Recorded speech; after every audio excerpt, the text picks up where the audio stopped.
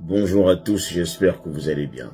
Alors, j'ai été intéressé par la préoccupation d'un de nos alligators.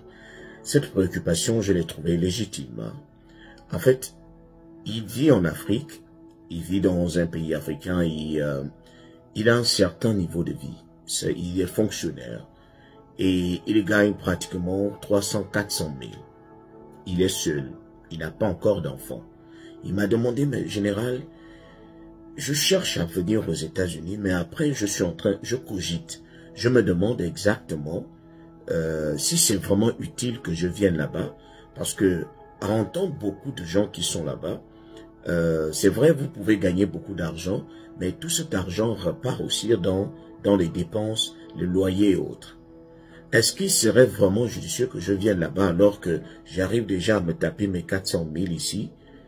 J'ai ma petite vie, j'ai ma petite voiture, je suis fonctionnaire tranquillement. Pourquoi vais-je quitter ce niveau de vie pour venir souffrir en Afrique, aux États-Unis? Je lui dis, mon frère, tu as raison, tu as raison. Quelqu'un qui a pratiquement 400-500 000 et qui est seul n'a rien à facilement envier à celui qui est à l'étranger. Mais il y a un petit truc que tu dois retenir. Tu arrives à t'en sortir tout simplement parce que tu es encore seul. Moi, je l'ai fait. Je gagnais 550 000 par mois, chaque mois. Je vivais seul. Et je n'avais qu'un seul enfant qui ne vivait pas avec moi, qui vivait avec sa mère. Donc, lorsque vous n'élevez pas, vous ne vivez pas avec l'enfant, il y a moins de charges. Vous envoyez seulement de l'argent, mais c'est pas comme si l'enfant était dans votre maison. Donc, je ne sentais pas trop le poids des dépenses. Je pouvais manger ce que je voulais, je pouvais tourner comme je voulais. Mais les difficultés ont commencé à arriver lorsque les charges ont commencé à changer. Le loyer commençait à augmenter parce que tu veux un certain niveau de vie. Et lorsque tu commences à prendre une femme, tu la mets dans la maison, les charges augmentent.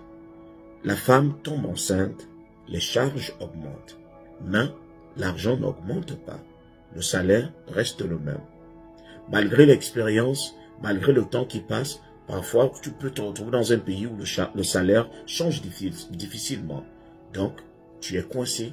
Les 500 000 qui te suffisaient commencent à être très peu pour toute la famille. Et là, tu es coincé jusqu'au cou. Malgré les efforts que tu vas faire pour serrer la ceinture, tu vas te retrouver à épargner peut-être 10 000 par mois. Parce que la femme est là, elle est enceinte, elle a des besoins, tu dois t'en occuper, tu dois t'occuper des factures et autres. Donc, ça va commencer à être difficile. Ce n'est pas pour dire à quelqu'un, abandonne tout et jette-toi. Mais je ne peux pas te décourager non plus. Je veux que chacun se sente libre là où il a choisi de vivre. Surtout s'il peut bien s'en sortir. Si tu connais tes capacités, si tu sais que tu as un bagage, si tu sais que tu peux t'adapter à toutes les conditions, alors pourquoi pas? Soit tu choisis de partir, de choisir le large, soit tu restes sur place, mais le peu que tu vas gagner, tu essayes d'investir. Et ce n'est pas aussi donner à n'importe qui de savoir investir. Ça, il ne faut pas se leurrer. Alors, je vais prendre le cas de celui-là qui vit ici aux États-Unis. Lui, c'est vrai, on va dire que l'argent qu'il va gagner, il opère aussi dans des dépenses. Mais ce n'est pas tout. Ce n'est pas aussi tout l'argent qu'on gagne, qu'on va aussi, qui va aussi nous servir à payer le loyer. Sinon, nous tous là, on ne serait pas là. On serait retourné au pays, si c'était réellement le cas. Ici, il y a des opportunités. Choses qu'on n'arrive pas facilement à trouver chez nous. Des opportunités, c'est-à-dire, imaginez celui-là qui vit au pays, qui a 500 000. Lorsqu'il a une situation, par exemple, un de ses parents est malade. La maman tombe malade, on a besoin de 200 000 pour payer les médicaments. Sur ces 500 000, il va avoir mal à retirer. Il va avoir du mal à retirer 200 000. C'est-à-dire, s'il retire les 200 000, le mois là va être serré pour lui. Ça va être vraiment être serré parce que il n'a pas l'habitude de sortir 200 mètres du coup comme ça. Chose que celui qui est aux États-Unis, par exemple, peut facilement faire en un claquement de doigts, pas parce qu'il a assez d'argent, mais parce qu'il peut facilement rattraper cela. C'est-à-dire, si tu envoies 200 000 à quelqu'un, tu peux aller demander à ton patron pour dire « je veux travailler plus d'heures » pour rattraper le vide, pour combler le vide que tu as causé.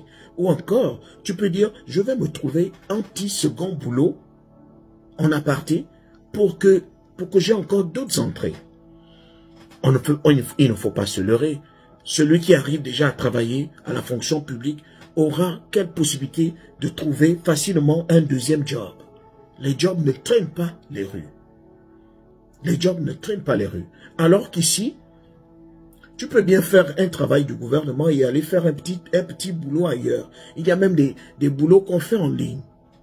Donc tu as cette possibilité-là de faire entrer un peu d'argent.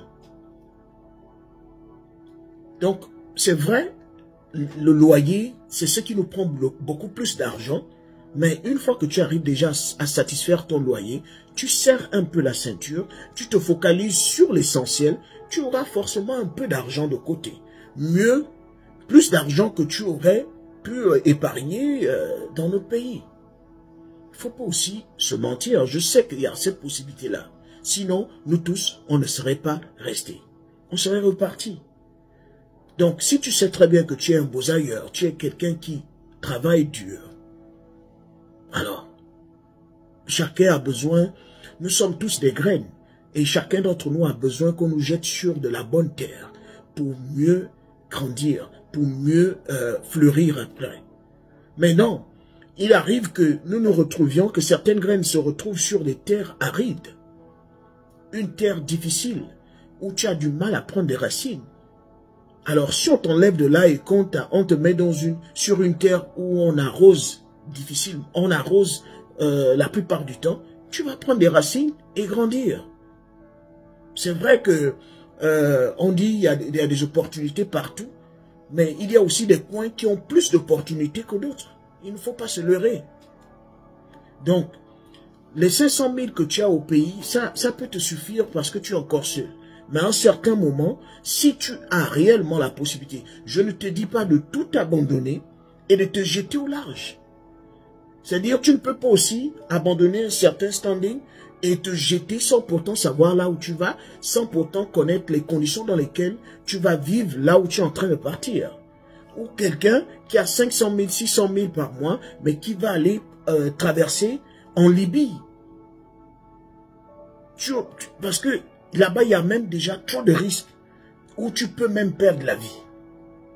Quelqu'un qui a 500 000, 600 000 qui va aller passer par la frontière du Mexique, qu'est-ce qui te dit que tu vas arriver aux États-Unis? Ta vie peut s'arrêter là-bas. Donc, si tu as une bonne opportunité légale qui te permet de venir ici aux États-Unis ou d'aller en France, ah ben, tu l'as saisi. Tu l'as saisi.